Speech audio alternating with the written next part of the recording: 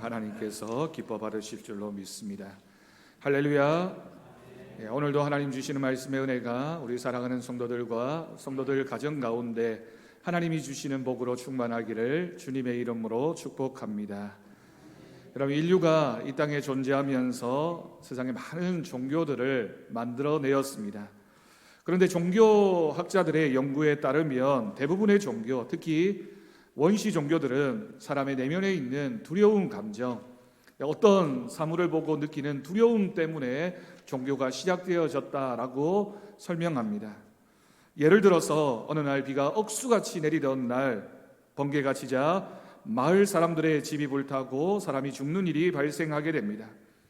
요즘 사람들이야 번개가 왜 발생했는지, 그리고 번개가 무섭긴 하지만 번개를 신적인 존재에 대한 두려움으로 느끼지는 않습니다.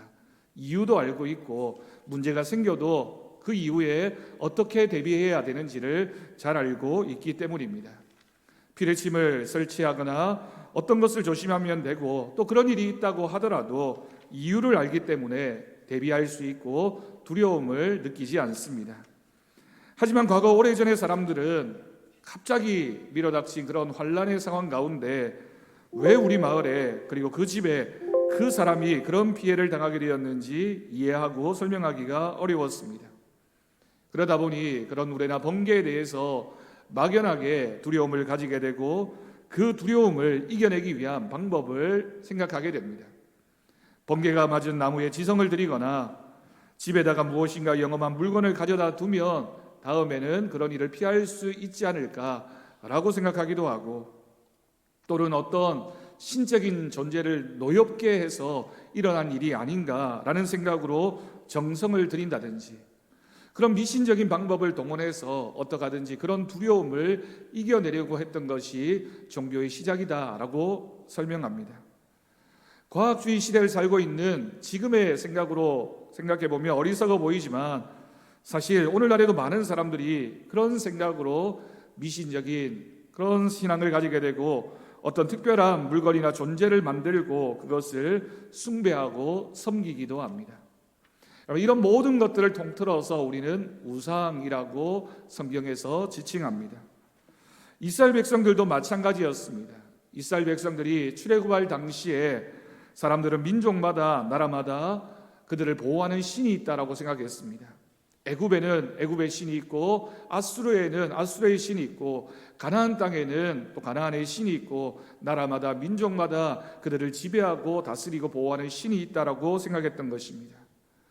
그런데 이런 생각은 이스라엘 사람들의 생각에도 비슷했습니다. 그리고 오랜 기간 애굽에서 사는 동안 우리 민족의 하나님은 여호와 하나님이라고 생각했습니다. 그런데 자신들이 믿는 여호와 하나님은 광야의 하나님, 목축의 하나님, 전쟁의 하나님, 그리고 우리 민족의 신 여호와 하나님이라고 생각했습니다. 당시의 사람들의 신에 대한 이해가 부족했기 때문에 자기 이 특정 지역에서 우리를 다스리는 하나님이라고 생각했던 것입니다. 시간이 지나서 이제 이스라엘 백성들이 광야 40년 생활을 마치고 가나안 땅에 들어가서 살게 됩니다. 정착 생활을 하게 되면 이제 이스라엘 백성들이 사는 삶은 그 이전의 삶과는 전혀 다른 삶을 살게 될 것입니다. 그들은 목축하는 민족이었지만 이제는 농사를 지어야 하고, 농사를 지으려면 비가 많이 와야 됩니다. 그리고 많은 결실을 맺는 것이 목적이 됩니다. 그러다 보니 농사에 있어서 필요한 노동력을 많이 확보하는 것, 자녀를 많이 가지는 것이 그런 농사를 잘할 수 있는 방법이 되어집니다.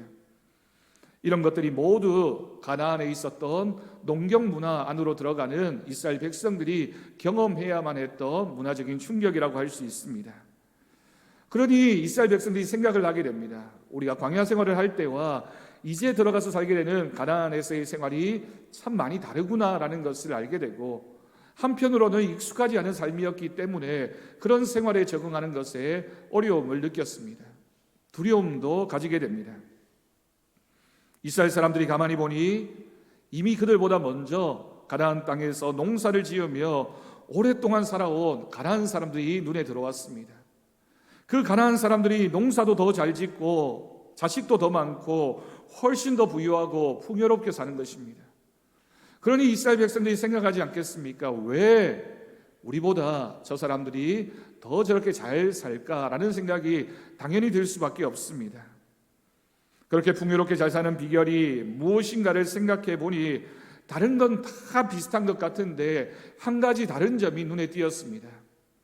그것은 가나안 사람들이 섬기고 있던 바알이나 아세라라는 이름을 가진 그런 신의 이름이 눈에 들어오고, 이스라엘 백성들의 생각에는 그래, 저것이구나, 저것이 달라서 저 사람들은 잘 살고 우리는 이렇게 어렵게 생활하는구나 라고 생각하게 됩니다. 우리가 광야 생활을 하는 동안에는 목축의 신, 전쟁의 신 여호와 하나님이 필요했지만 이제 새로운 땅에 들어와서 우리가 정착을 하고 농사를 짓게 되었으니 이 땅에서 섬기고 있는 농사의 신, 풍요의 신, 다산의 신을 섬기는 것이 더 낫지 않겠느냐라는 생각이 자연스럽게 그들에게 생겨나게 됩니다. 그 신들을 섬겨야지 더 풍요로워지겠지, 저 신들을 섬겨야지 농사가 잘 되겠지, 저 신이 농사의 신이니까 누구든지 그렇게 생각했습니다. 그러다 보니 이스라엘 백성들이 차츰차츰 자신들이 섬기던 하나님도 섬기면서 가나안 사람들이 섬기던 그런 신들을 숭배하기 시작했습니다. 여러분들에게 그 당시에 이스라엘 백성들이 섬겼던 바알과 아세라 신의 사진을 보여드리려고 합니다. 여러분, 4가지 이렇게 다양한 우상들이 있는데 모두가 다 바알과 아세라, 그 당시에 섬겼던 동일한 신의 모습입니다. 남자 신으로 생각하기도 하고, 또는 송아지를 닮은 신으로 생각하기도 하고, 또는 다른 문화와 접촉하면서 굉장히 많은 자손을 낳아주는 그런 신들로 생각하면서 이것이 바알 신이다, 이것이 아세라 신이다 라고 섬겼던 모습입니다. 이 중에는 이스라엘 백성들이 만들었던 바알 신상도 있습니다. 시대와 역사를 뛰어넘어서 가나안 사람이라면, 그리고 농사를 짓기 위해서라면, 그리고 잘 되기 위해서라면 이런 신들을 섬기는 것이 이상하지 않았던 이스라엘 백성들의 모습입니다. 하나님께서는 이스라엘 백성들이 광야 40년 생활을 마치고 가나안 땅에 들어갈 때 이미 이런 상황이 있게 될 것이라는 것을 이미 알고 계셨습니다. 그래서 하나님은 이미 많은 경고의 말씀을 이스라엘에게 들려주셨습니다. 출애굽기 20장 5절 말씀을 보면 그것들에게 절하지 말며 그것들을 섬기지 말라. 나 내 하나님 여호와는 질투하는 하나님인즉 나를 미워하는 자의 죄를 갚되 아버지로부터 아들에게로 3, 4대까지 이르게 하겠다라고 경고하십니다. 여러분, 여기에서 눈에 띄는 한 문장, 하나님은 질투하는 하나님이시다.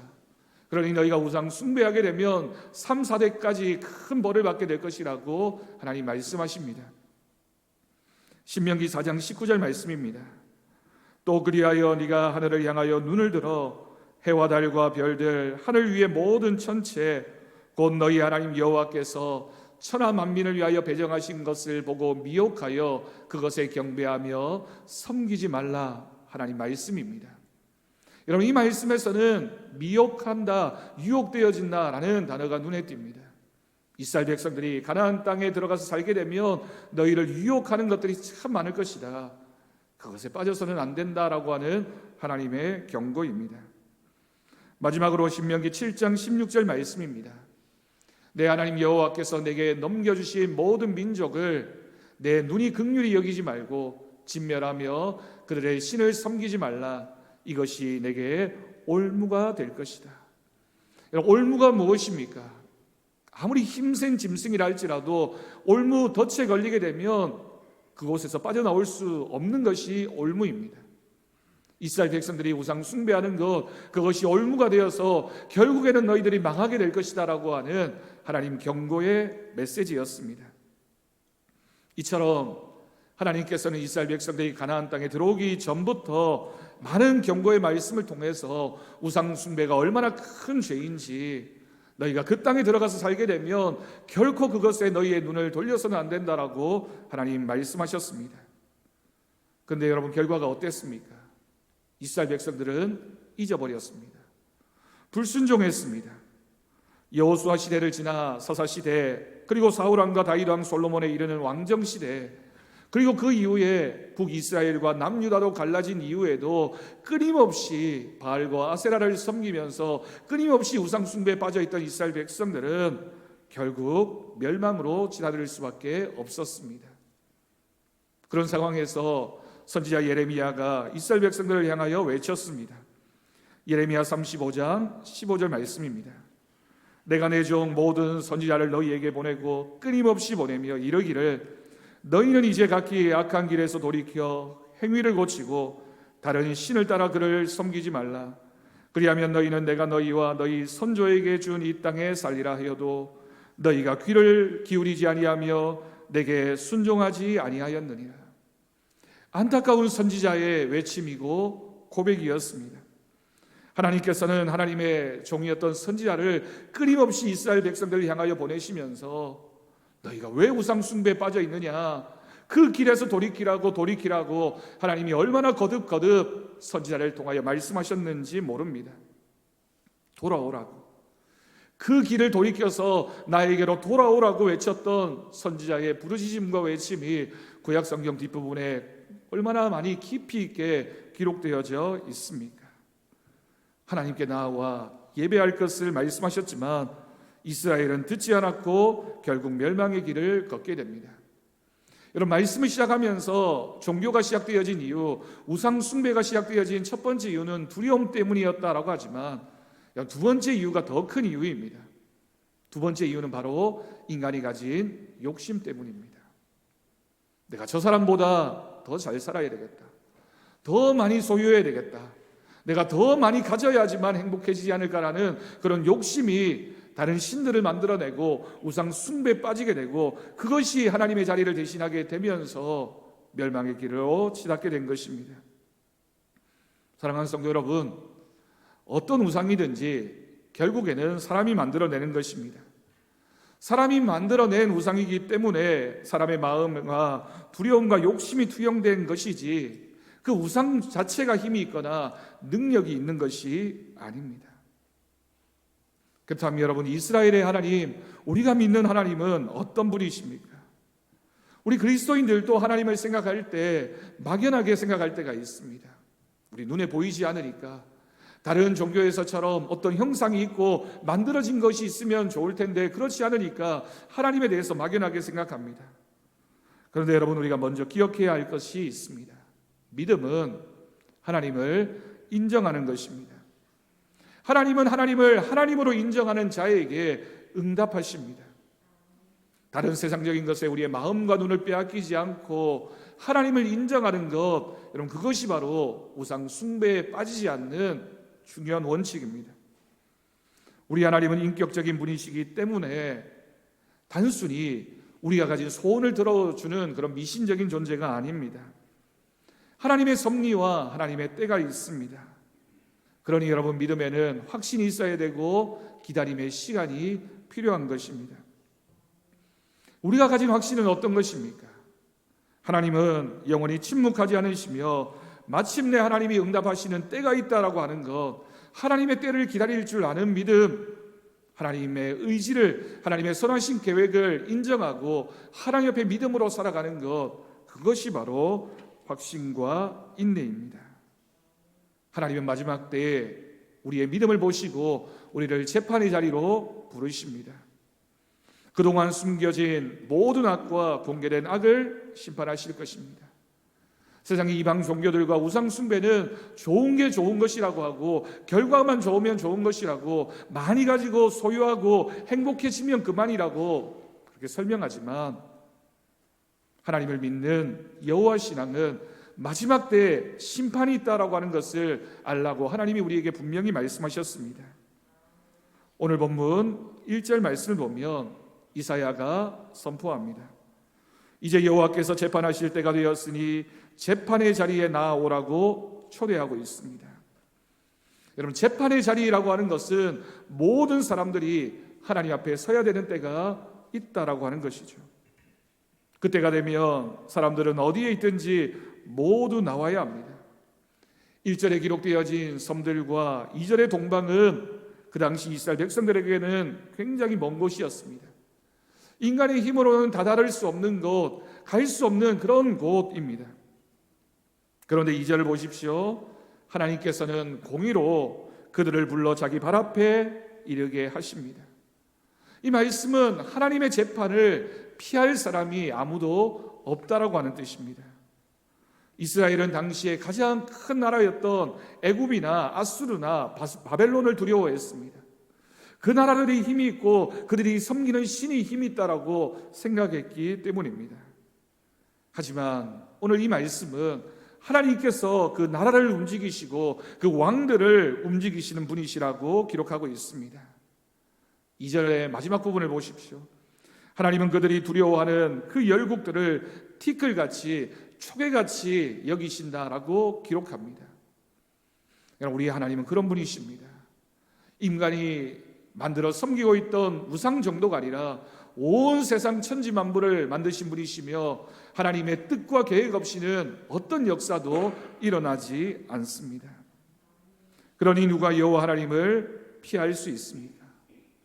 어떤 사람도 어떤 나라도 하나님의 심판을, 하나님의 재판을 피할 사람이 없습니다.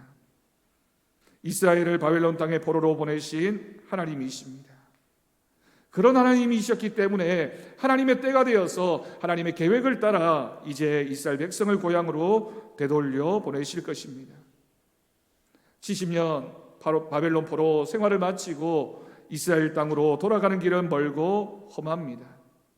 그러나 예루살렘으로 돌아가는 그 길을 하나님께서 지키시고 보호하실 것입니다. 여러분, 누구나 인생은 경험하지 못한 것에 대한 두려움이 있습니다. 그러나 하나님께서 말씀하십니다. 내가 너보다 앞장서서 너희들보다 앞서 가셔서 인도하겠다라고 말씀하십니다. 하나님의 인도하심은 모호하거나 불명확하지 않습니다. 모든 것이 명확하고 모든 것이 분명해질 수 있도록 하나님의 의로운 오른손으로 우리를 인도하시며 우리가 그곳을 향하여 갈 수 있도록 우리를 돌보아 주시는 하나님이신 줄로 믿습니다. 마치 목자가 양을 인도하듯이 하나님은 우리의 길을 인도하십니다. 하나님이 친히 우리의 손을 붙잡으시고 우리를 인도하셔서 양이 그 집으로 돌아갈 수 있도록 하나님께서 돌보아 주십니다. 여러분, 이 장면을 한번 생각해 보십시오.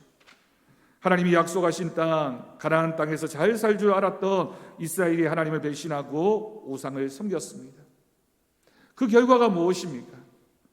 나라가 망하고 그 땅의 모든 백성들이 이 바벨론 땅 그 먼 곳까지 포로로 잡혀와서 노예 생활을 하고 있습니다. 그런데 중요한 것은 이스라엘 백성들은 하나님을 배신했지만 하나님은 그들을 잊지 않으셨습니다. 하나님은 손바닥에 새긴 그 사랑으로 그들을 기억하고 계셨습니다. 이스라엘 백성들을 향하여 끊임없이 경고하셨던 하나님은 이스라엘 백성들이 생각하기에 우리가 하나님께 버림을 받아서 이곳까지 포로로 잡혀왔다라고 생각했지만 하나님은 그들을 잊지 않으셨습니다. 이미 이스라엘을 회복할 계획을 가지고 계셨고 이스라엘을 이끌어서 예루살렘으로 돌아올 계획, 그를 다시 자녀로 삼으시는 그 계획을 하나님은 진행하고 계셨던 것입니다. 여러분, 지금의 우리들의 모습을 생각해 보십시오. 사람들은 누구나 그렇게 생각합니다. 잘 될 때에 그것이 자신의 능력이라고 생각하거나 교만합니다. 내 실력이라고, 내 능력이라고 생각하다 보면 결국에는 하나님 없이도 잘 된다라고 착각할 수밖에 없습니다. 잘 될 때만 그런 것이 아니라 반대일 때도 마찬가지입니다. 어려움을 당할 때 어리석은 사람들은 위기의 순간에 나를 보호해 줄 만한 그런 우상을 찾아갑니다. 그것이 마치 나를 도와줄 것이라고, 나를 돌보아 줄 것이라고 마음을 빼앗깁니다. 오늘 본문 6절 말씀을 보면 하나님의 일하심에 두려워하던 이방들이 서로를 격려하며 힘을 내라고 서로 함께 말하고 있습니다. 마치 바벨탑을 쌓았던 사람들처럼 자기들끼리 위로하고 격려하면서 이러면 잘 되지 않을까라고 지혜와 긍휼을 다하고 있는 것입니다. 성도 여러분, 오늘날 사람이 만든 우상 중에 가장 큰 우상, 가장 큰 바벨탑은 바로 돈과 물질입니다. 돈과 물질의 힘이 얼마나 대단한지 모릅니다. 많은 사람들이 이 우상에 빠져 있습니다. 그것만 가지면 행복해질 것 같고, 그것만 가지면 세상의 모든 것을 다 가진 것이라고 착각합니다. 하지만 여러분, 결국 소유가 인간에게 행복을 가져다 주지 못합니다. 많이 소유하면 가장 행복할 것 같지만, 많이 소유했고 가장 큰 권력을 가졌던 사람들의 불행한 최후를 여러분 떠올려 보십시오. 저만큼 많이 가졌으면, 저만큼 인기가 많으면, 저만한 권력자면 아무런 문제가 없을 것 같은데, 그런 소유와 그런 권력과 그렇게 많이 가졌다는 것이 그 사람을 행복하게 만들지 못하기 때문에 그것을 쫓아갔던 인생은 불행한 결과를 맞이할 수밖에 없습니다. 그래서 오늘 본문 7절 말씀은 인간이 만든 우상이 얼마나 어리석은지를 기록하고 있습니다. 7절을 보십시오. 목공이 금장색을 칠하고 망치로 잘 다듬고 그 우상이 흔들리지 않도록 땜질을 하고 못을 단단히 박는다라고 말씀하고 있습니다. 여러분, 이 구절이 무엇을 말합니까? 우상이 대단해 보이고 화려해 보이고 정말 그럴듯해 보이지만 사람이 땜질하지 않으면, 못 박아두지 않으면 스스로 서 있을 힘조차 없는 그런 존재, 그런 물건이 바로 너희가 섬기는 우상이라고 하나님 말씀하고 있는 것입니다. 우리의 눈에 지금 당장은 대단해 보이지만 인간은 누구나 그 소유했던 것, 그 대단해 보였던 거 다 놓고 하나님 앞에 서는 시간, 심판의 시간이 찾아오게 됩니다. 그때는 우리가 의지했던 우상, 그때는 우리가 붙잡았던 소유, 그때는 우리가 대단하다고 생각했던 그것이 아무런 힘이 없는 그때가 오게 될 것입니다. 하나님의 역사를 우상이 막을 수가 없습니다. 그런데 안타깝게도 오늘날 많은 사람들이, 심지어 그리스도인들조차도 하나님을 섬긴다고 하면서 우상을 쫓아가고, 그것이 나를 보호해 줄 것이라고, 그것만 가지면 아무 문제가 없다고 하나님 대신에 다른 것을 섬기고 있는 우리들의 모습은 아닌지를 돌아보아야 합니다. 그런데 여러분, 8절 말씀 보십시오. 우상은 스스로 서 있지도 못하고 땜질을 하고 못으로 망치를 박아야지만 겨우 서 있을 수 있는 존재인데, 8절을 보면 이스라엘은 하나님이 친히 세워주시겠다라고 말씀하십니다. 하나님이 이스라엘을 향해서 나의 종이라고, 나의 벗이라고 부르십니다. 왜일까요, 여러분? 하나님이 그들을 사랑하셨기 때문입니다. 그들을 징계하셨으나 불쌍히 여기셨기 때문입니다. 마치 부모가 자녀에게 회초리를 들고 매를 들었지만 사랑하는 마음을 이기지 못하고 그 자녀를 안아줄 수밖에 없는 그 사랑으로 하나님이 이스라엘을 생각하셨습니다. 9절 말씀에 기록되어진 땅끝과 땅 모퉁이는 하나님의 분노로 버려진 공간입니다. 그런데 하나님은 이제 그 이스라엘의 죄를 심판하시기 위해 그들을 먼 곳으로 보내셨지만 이제 그곳까지 찾아가셔서 다시 부르시고 다시 회복시켜 주시겠다라고 말씀하십니다. 이스라엘 백성들에게 바벨론 땅은 너무나도 먼 땅이었고 먼 곳이어서 우리가 이제 하나님으로부터 버림을 당했다, 이제는 우리에게는 다시 회복할 기회가 없다라고 절망했을 것입니다. 그런데 하나님은 그 먼 곳까지 찾아가셔서 이스라엘 백성들의 마음을 위로하시고, 내가 너희와 함께 하겠다, 다시 돌아가게 하겠다, 너희가 나를 예배하는 민족이 되게 하겠다라고 하나님 말씀하셨습니다. 10절에 기록되어진 나의 의로운 오른손은 하나님의 강함과 공의를 상징합니다. 이전에는 그 손으로 하나님께서 이스라엘을 치셨지만 이제는 그 오른손으로 붙들겠다라고 약속하십니다. 부모가 자녀를 위하여 회초리를 들지만 그 손으로 다시 그 자녀를 다독이고 안아주고 위로하는 것과 마찬가지의 원리입니다. 하나님이 이스라엘을 사랑하셨습니다. 집 나간 둘째 아들을 기다리고 또 기다리고 있던 그 아버지의 심정으로 하나님이 이스라엘을 기다리셨습니다. 여러분, 우리는 믿습니다. 원수들은 연기처럼 사라질 것입니다. 오늘 말씀을 보면 원수들을 찾아도 찾지 못할 것이며 이스라엘을 대적하는 자들은 허무한 것 같이 사라져버릴 것이라고 말씀하십니다. 이처럼 하나님의 구원을 막을 수 있는 것은 아무것도 없습니다. 하나님의 침묵을 하나님의 무능으로 알았던 사람들에게는 기회가 없지만, 하나님의 때를 기다리고 남은 자였던 사람들, 그루터기의 믿음을 가지고 하나님의 때를 기다렸던 그 사람들은 다시 회복해 하시는 하나님의 은혜를 경험하게 될 줄로 믿습니다. 여러분, 우리 하나님은 구원하시는 분이심을 여러분 잊지 마십시오. 하나님이 우리의 오른손을 붙드시고 우리에게 힘을 주실 것입니다. 하나님은 아무 말도 없이 그저 서 있는 그런 우상이 아니라, 하나님은 우리가 기도하면 응답하시는 분이십니다. 많은 믿음의 사람들이 고백합니다. 고난의 시기에 우리는 하나님을 알아갈 수 있습니다. 고난이 하나님과 우리 사이를 멀어지게 하는 것처럼 보여지지만, 오히려 믿음의 사람은 그 고난을 통하여 하나님 앞에 집중합니다. 코로나로 인하여 하나님의 은혜를 더 깊이 묵상할 수가 있다라고 하는 이 고백은 믿음의 사람들만이 가질 수 있는 고백입니다.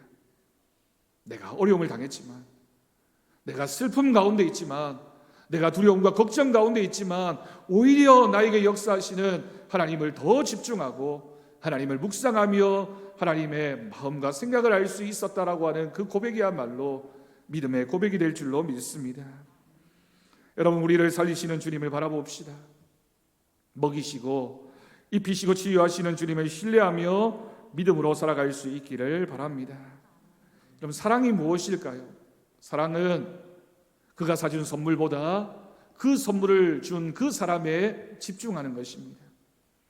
그럼 믿음도 마찬가지입니다. 우리는 하나님이 주신 선물에 집중하는 것이 아니라 그 선물을 주신 하나님께 집중해야 합니다. 하나님 우리에게 많은 것을 주십니다. 때로는 물질도 건강도, 때로는 다른 것들도 허락해 주십니다. 그런데 여러분, 그것이 우리의 신앙의 목적이 되어서는 안 됩니다. 그것들을 주신 그 하나님께 집중할 때 그것이 진정한 하나님을 향한 우리의 사랑입니다. 네, 여러분, 이 시각은 나를 바라보는 시각도 바뀌어야 합니다. 우리가 우리 스스로를 바라보는 시각도 우상 숭배일 때가 있습니다. 내가 나를 너무 대단하게 생각해서 나를 교만하게 생각하는 것도 우상이지만, 하나님이 나를 만드셨는데 나를 너무 하찮게 생각하거나 나를 대수롭지 않게 생각하는 것도 우상입니다. 사무엘상 16장 1절을 보면 이런 말씀이 있습니다. 너는 뿔에 기름을 채워 가지고 가라. 내가 너를 베들레헴 사람 이새에게로 보내리니 이는 내가 그의 아들 중에서 한 왕을 보았느니라 하시는지라. 여러분, 이 말씀은 다윗이 아직 왕으로 기름 부음을 받기 전에 기록되어진 말씀입니다. 이 말씀의 배경을 한번 생각해 보십시오. 다윗은 주변의 가족이나 그의 아버지나 주의 이웃들이 모두가 알고 있던 사람입니다. 주변 사람들의 생각에는 다윗은 동생이었고 다윗은 그저 아들 정도였습니다. 심지어 이새에게는 8명의 아들 중에 사무엘 선지자가 왕을 찾기 위해서 온다는 소식을 들었지만 다윗은 오지 않아도 된다라고 생각할 정도로 아버지의 생각에도 다윗은 별 볼 일 없던 그런 사람이었습니다. 네, 여러분, 이 말씀에 하나님은 다윗을 어떻게 보셨다고요? 하나님은 한 왕으로 보셨습니다. 이것이 여러분 하나님의 시각입니다. 내가 그의 아들 중에서 한 왕을 보았느니라. 사람들이 보는 다윗과 하나님이 보시는 다윗은 달랐습니다. 심지어는 내가 보는 나와 하나님이 보시는 나는 다를 수 있습니다. 우리 청년들도 여러분 이 믿음을 가져야 됩니다. 사람들이 나를 평가하는 것, 우리 부모님이 또는 내 주변의 사람들이 나를 향해서 뭐라고 얘기하는 것이 중요한 것이 아니라 하나님이 나를 어떻게 보시느냐, 또 내가 나를 바라보면서 나는 이 정도야, 나는 이 정도밖에 안 돼라고 평가하는 시각이 아니라 하나님 앞에서 나는 누구인가를 바르게 아는 것, 여러분 그것이 바로 믿음입니다. 사람들이 보는 나와 하나님이 보시는 나는 다릅니다. 내가 보는 나와 하나님이 보시는 나도 다릅니다. 여러분, 자라나는 자녀들과 청년들을 바라볼 때도 마찬가지입니다. 여러분들 가정의 자녀들, 우리 교회에서 자라나고 있는 교회 학교와 청년들 마찬가지입니다. 우리는 기도할 때 우리의 자녀들과 우리의 청년들이 세상에서 성공하는 사람이 아니라 하나님께 인정받는 사람이 될 수 있도록 여러분 기도해야 됩니다. 많은 부모님들이 이 함정에 빠져 있습니다. 지금 당장은 좋은 학교에 입학하고 좋은 직장에 취업하고 좋은 배우자를 만나는 것이 중요하게 보이지만 하나님 없이 이루는 성공과 성취는 우상 숭배입니다. 하나님이 없는데 잘 되는 것, 하나님 없이도 잘 될 수 있다라고 생각하는 것, 그것이 바로 우상입니다. 하나님을 알아야 됩니다. 믿음 안에서 꿈을 키워가야 합니다. 왜냐하면 믿음의 사람을 하나님께서 인정하시고 믿음의 사람이 되면 하나님께서 그 사람을 세우시기 때문입니다. 다윗이 실력이 출중해서 또는 다른 사람들에게 인정을 받아서 또는 그가 대단한 업적을 가지고 있어서 왕으로 기름 부음 받았던 것이 아니라 그의 중심에 있었던 하나님을 향한 믿음을 하나님께서 알아보셨기 때문에 하나님께서 다윗을 인정하셨기 때문에 다윗이 왕이 될 수 있었습니다. 그런 사람을 향해 하나님께서 말씀하십니다. 나의 종, 나의 택한 사람, 나의 친구라고 우리 하나님이 말씀하십니다. 세상을 살면서 하나님 또한 우리에게 말씀하십니다. 두려워하지 말라. 놀라지 말라. 나는 너의 하나님이라 너를 굳세게 할 것이다. 너를 도와줄 것이다. 나의 의로운 오른손으로 너를 붙들어 줄 것이다. 아멘. 우리 사랑하는 성도님들, 우리 사랑하는 청년들, 우리 자녀들, 하나님 편에 서 있는 사람, 하나님을 향한 믿음을 가지고 살아가는 사람을 하나님께서는 두려워하지 말라고, 걱정하지 말라고, 염려하지 말라고, 내가 너를 붙잡아 줄 것이라고, 도와줄 것이라고, 내가 의로운 오른손으로 너의 손을 잡아줄 것이라고 약속하십니다. 오히려 너의 앞에 서 있던, 세상에서 대단히 모이던 그 사람 수치와 욕을 당할 것이며 아무것도 아닌 것 같이 될 것이며 멸망할 것이다. 다시는 너와 싸우던 그 사람을 나는 만나지 못할 것이다 라고 하나님이 약속하셨습니다. 바벨론 70년 포로 생활하던 이스라엘 백성들 누구도 주목하지 않았습니다.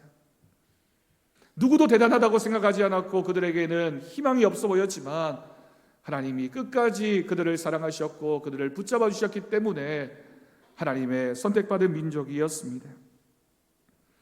그럼 13절 말씀을 우리 다 같이 읽겠습니다. 이는 나 여호와 너의 하나님이 내 오른손을 붙들고 내게 이르기를 두려워하지 말라. 내가 너를 도우리라 할 것임이니라. 아멘. 이 말씀이 오늘 우리에게 주시는 하나님의 말씀입니다.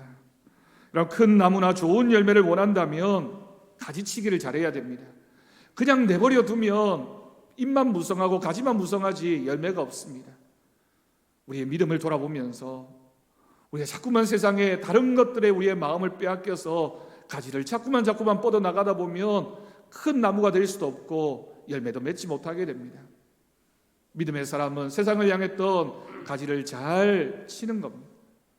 세상을 향해 있었던 우리들의 욕심과 세상을 향해 있었던 우리들의 모든 생각들을 치고 오직 하나님께만, 오직 하나님이 주시는 은혜만을 소망하면서 믿음의 가지치기를 잘 하고 나면 그 나무가 큰 나무가 되고 하나님이 사랑하시는 나무가 되어서 많은 열매를 맺어서 다른 사람을 유익하게 하는 그 나무에 깃들일 그들이 있는 그런 나무로 하나님께서 키워주실 것입니다. 우리 성도들이 그런 믿음의 나무들이 되고 우리 성도님들의 가정에서 자라나는 우리의 자녀들이 그런 믿음의 나무들이 되어질 수 있도록 오늘 예배에 참여한 우리 청년들도 그런 믿음의 나무들로 자라갈 수 있도록 기도하며 주님만 가득한 주님의 마음으로 주님의 사랑으로 가득한 우리들 되어지기를 간절히 축원합니다. 기도하겠습니다. 하나님 아버지 감사합니다. 우리가 오늘 말씀을 통하여 하나님이 주시는 음성에 귀를 기울이게 하여 주옵소서. 주님만 가득하게 하여 주옵소서. 세상을 향했던 우리의 가지를 다 거두어 드리고 주님을 향한 가지를 내밀게 하시며 주님만 가득한 우리들의 믿음 되게 하여 주옵소서. 감사드리옵고 예수님의 이름으로 기도드립니다. 아멘.